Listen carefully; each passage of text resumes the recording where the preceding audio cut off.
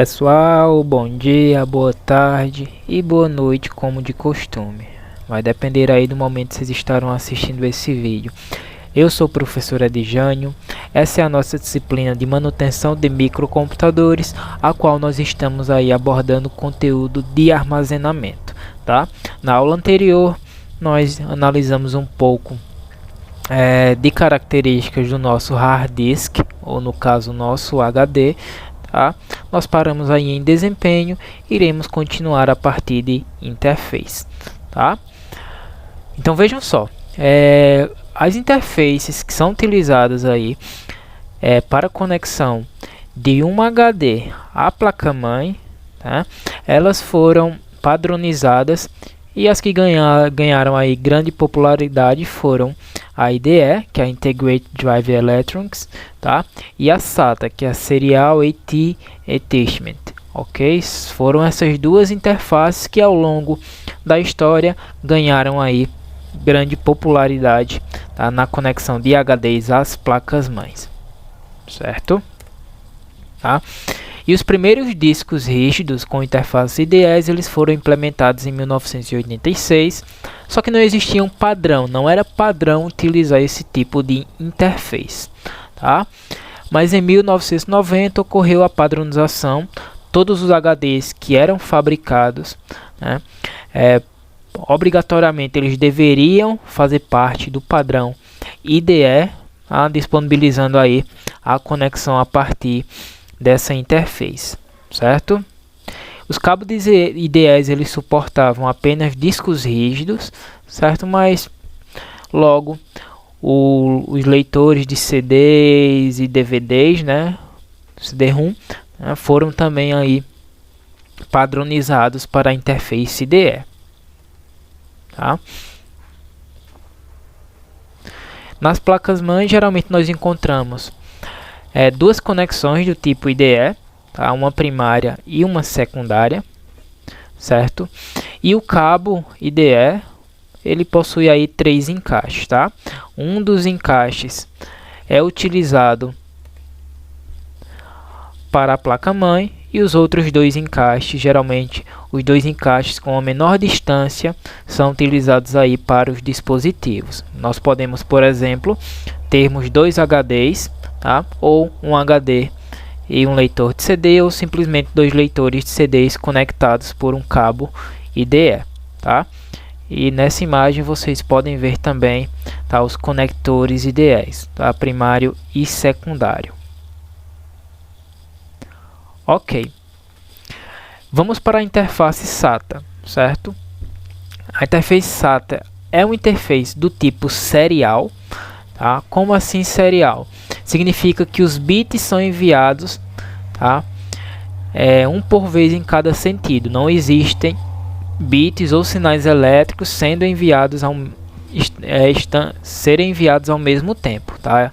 É um bit por vez e isso inibe aí a presença de interferência, tá? Se no cabo IDE nós tínhamos, né, o fluxo de diversos bits, né, de muitos bits na verdade ao mesmo tempo, tá? O que causava muita interferência. Na interface SATA nós não temos esse problema porque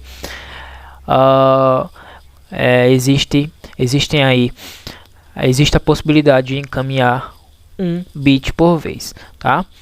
É um cabo fino, contém 7 pinos, 4 são utilizados para transmissão de dados e os demais eles são neutros, né, para evitar aí a interferência, certo? E nós temos 3 padrões, certo? Nós temos um padrão SATA 150 que permite aí transferência de dados a 150 megabits por segundo. Nós temos SATA 300, que permite a transferência de dados a 300 megabits por segundo. E nós temos o SATA 600, que permite aí a transferência de dados a 600 megabits por segundo, tá? À esquerda vocês veem uma placa-mãe com conectores do tipo SATA. À direita vocês veem um cabo SATA, certo? Existem diversas cores, amarelo, azul, preto, vermelho, tá? Rosa, vocês encontrarão aí diversas cores de cabos SATA. E aí, para encerrar, a abordagem sobre HDs, sobre nossos hard disk, certo? Nós vamos falar sobre RAID. O que é RAID? Tá? Os HDs eles possuem hoje um máximo de armazenamento de 14 terabytes, certo? Por HD. Tá? E o que acontece quando grandes serviços, grandes servidores necessitam de uma capacidade muito maior de armazenamento? Por exemplo, o armazenamento de mídias digitais, como por exemplo vídeos em um servidor de armazenamento de vídeo. Vamos citar o exemplo da Google. Tá?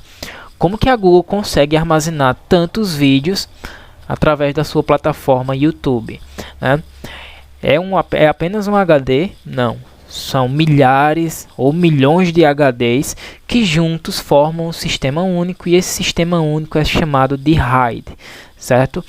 Onde nós podemos somar a capacidade desses dispositivos, bem como também o desempenho dos mesmos, certo?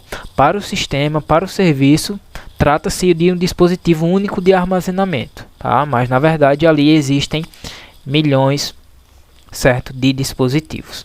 Tá? Um exemplo aqui de um RAID. Percebam que esse RAID permite aí que 4 HDs sejam utilizados. Por exemplo, nós podemos colocar aí 4 HDs de 14 terabytes e utilizar como um HD único através do sistema RAID. Tá? E aí nós chegamos à memória flash, certo?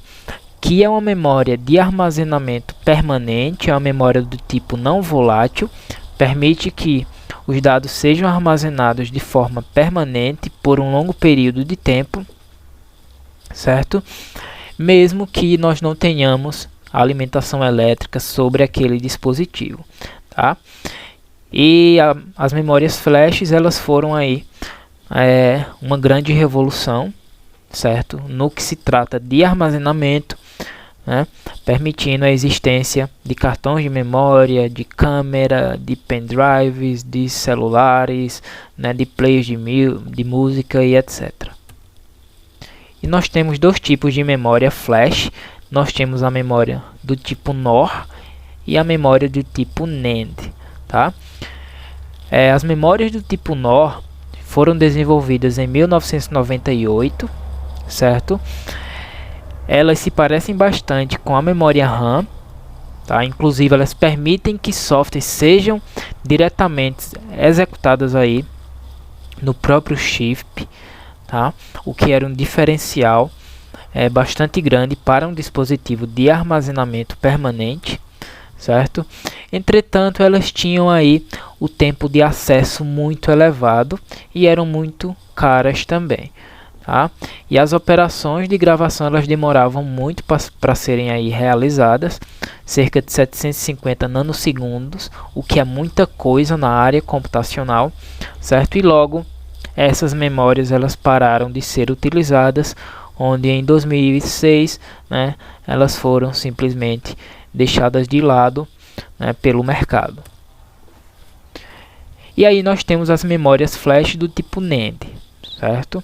São memórias que são mais baratas, tá? E possuem uma velocidade aí mais elevada do que as memórias do tipo NOR, certo? Entretanto, esse tipo de memória ele não permite que softwares sejam executados diretamente no chip, a não ser através de um chip de memória RAM, certo?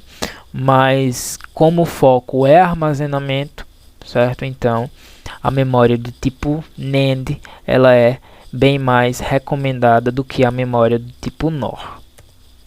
Nós temos aqui alguns exemplos, tá? Nós temos um Compact Flash, um Memory Stick, tá? Um cartão SD e um pendrive, que são exemplos aí de memória flash.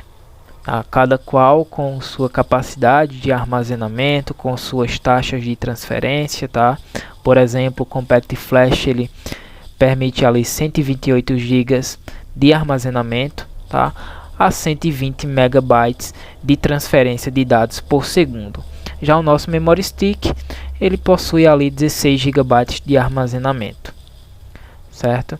E o nosso cartão SD ele possui ali 16 GB de armazenamento também a 280 MB por segundo de transferência, tá? No pendrive nós não temos especificações acerca de sua densidade ou desempenho, tá? E durante a década de 60 foram desenvolvidas aí algumas mídias ópticas, certo? As mídias ópticas são as mídias que são gravadas através da queima, geralmente por um laser ou especificando aí basicamente as tecnologias de CDs e DVDs, tá? Foi desenvolvida a partir de uma parceria da Philips com a Sony na década de 60, certo? Mas só foi introduzida fortemente ao mercado em 1982, né? E ganhou aí popularidade na década de 90 através aí dos players de música, tá? Que permitiam aí utilizar uma mídia que era relativamente barata, certo? E que também possuía aí um tamanho compacto se comparado às mídias anteriores, como por exemplo os discos de vinis, tá? E a tecnologia evoluiu ao longo das décadas e surgiram o DVD e o Blu-ray, tá? O Blu-ray sendo aí a tecnologia mais recente, mas que também já está sendo abandonado, uma vez que as mídias físicas estão perdendo espaço no mercado para as mídias digitais, tá? Que geralmente, né, possibilitam aí a sua utilização de forma conectada, né, à internet, por exemplo. Tá? Por exemplo, os players de música online, tá? Os jogos online, os filmes online, tá? Netflix, YouTube, Spotify e diversos outros serviços aí que disponibilizam acesso à mídia de forma digital, certo? Tá? Os CDs e DVDs eles são mídias digitais também, só que são mídias físicas, certo? E geralmente disponibilizam aí um mínimo de 650 megabytes de armazenamento, podendo chegar aí a casa de alguns gigas para o caso de Blu-ray, certo? O CD ele foi uma explosão, tá? Uma vez que era uma mídia de produção barata, certo? E de fácil distribuição, tá? Entretanto, o mercado já está deixando essa mídia um pouco de lado, certo? E os drives leitores de CDs, geralmente também gravadores de CDs, certo?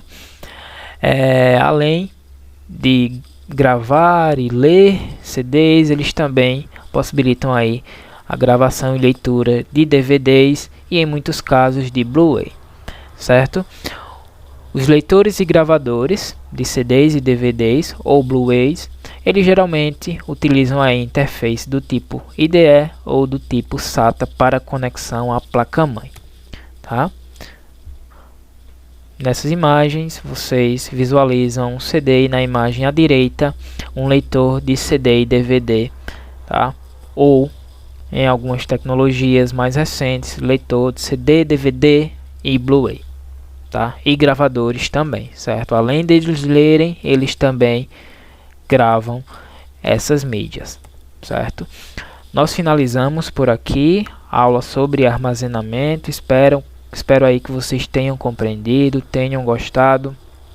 Bons estudos, pessoal. Qualquer dúvida procurem o professor e até a próxima. Tchau, tchau.